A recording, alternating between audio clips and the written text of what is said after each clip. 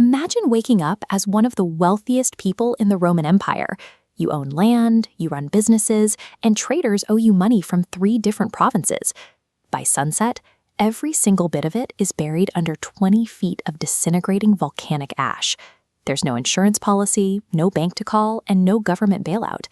When we talk about Pompeii, we usually focus on the people and the ash. We picture the plaster casts of citizens frozen in time. But Pompeii was also a massive economic wipeout. In under 24 hours, an entire city's generational wealth simply ceased to exist. In 79 AD, the city operating in the shadow of Mount Vesuvius was the financial hub of southern Italy. It supported around 11,000 people and housed over 600 individual shops and businesses. The streets were packed with commercial infrastructure.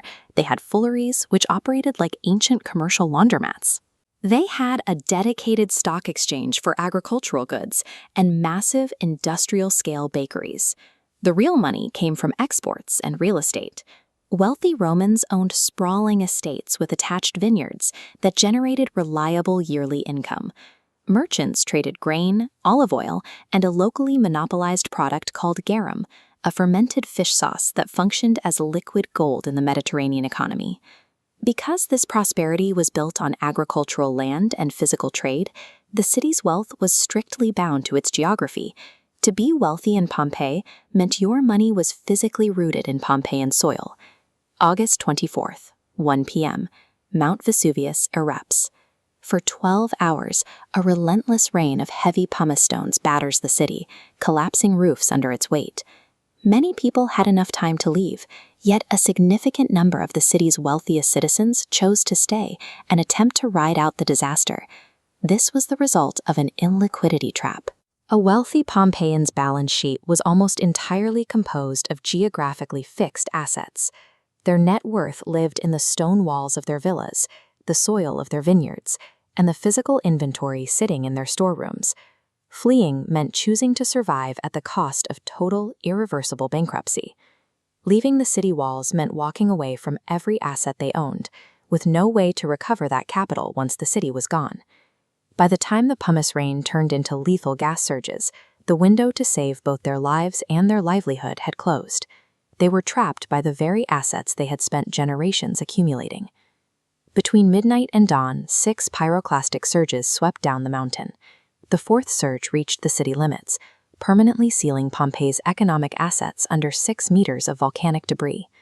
The damage quickly breached the city walls. Merchants across the empire suddenly held uncollectible debt from Pompeian traders.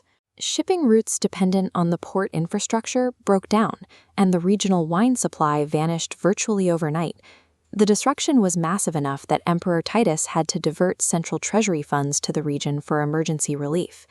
This overnight evaporation of wealth triggered one of the earliest recorded government disaster bailouts in history. The Pompeians built their lives on the assumption that the economic systems of tomorrow would look exactly like today.